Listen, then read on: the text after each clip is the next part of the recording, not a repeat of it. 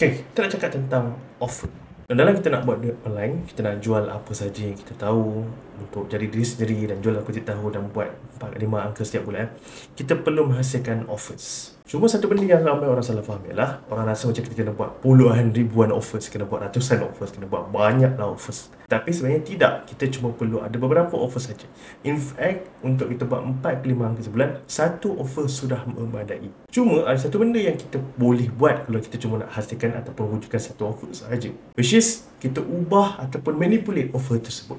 Bagi contoh, kalau kata kita ada e-book yang berharga RM50 yang mana kita jual dan kita buat let's say RM2,000 sebulan. Daripada e-book yang berharga RM50 tu, kita boleh buat macam-macam benda. Sama ada kita packagekan dan kita buat satu bundle yang mana kita jual dengan lebih mahal, campur dengan access workshop, campur dengan access community dan sebagainya. Ataupun kita boleh ambil beberapa helai saja, beberapa muka surat daripada e-book yang mungkin 30 muka surat, kita ambil 5 muka surat dan jual pada harga RM7 sebagai teaser untuk e-book yang sebenarnya. Maksudnya dekat sini, tak perlu pun kita nak hasilkan banyak offer yang lain, cuma satu offer sahaja, tapi kita manipulate dan kita ubah sesuai. Dengan cara macam ni, tak perlulah kita serabut, tak perlulah kita penat, tak perlulah kita sakit kepala memikirkan apa lagi next offer yang kita boleh buat ataupun perlu buat.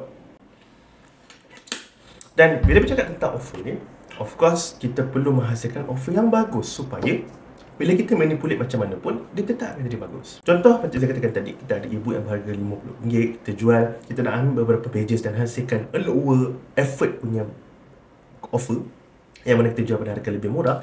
Kita mesti memastikan e-book tu memang bagus, dan kalau kita ambil beberapa pages pun dia masih lagi bagus. Saya tak nak bila kita menghasilkan offer-offer yang baru dan akhirnya nanti dia menyebabkan offer yang kita buat tu, walaupun kita buat manipulation sahaja daripada satu offer yang sama, jadi tak bagus.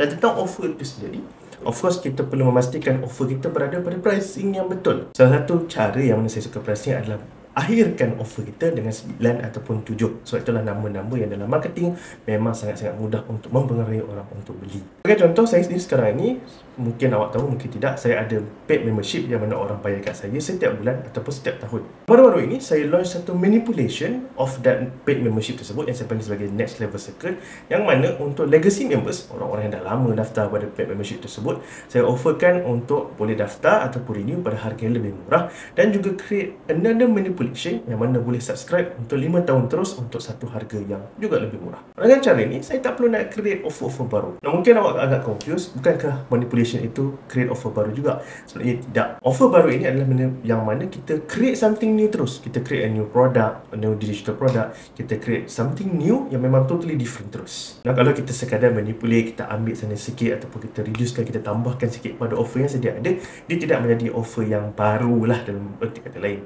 So, manipulation ini sangat-sangat bagus dan menyebabkan kita boleh buat lebih banyak duit dengan effort yang kurang daripada yang sepatutnya. So, the next time kalau kita rasa macam nak duit cepat ataupun kita menggunakan duit dalam kadar yang lebih cepat ataupun menggunakan duit dalam satu masa yang singkat, buatlah manipulation of the current offer yang you dah memang dah ada. So, hopefully video ringkas ini serba sikit membantu.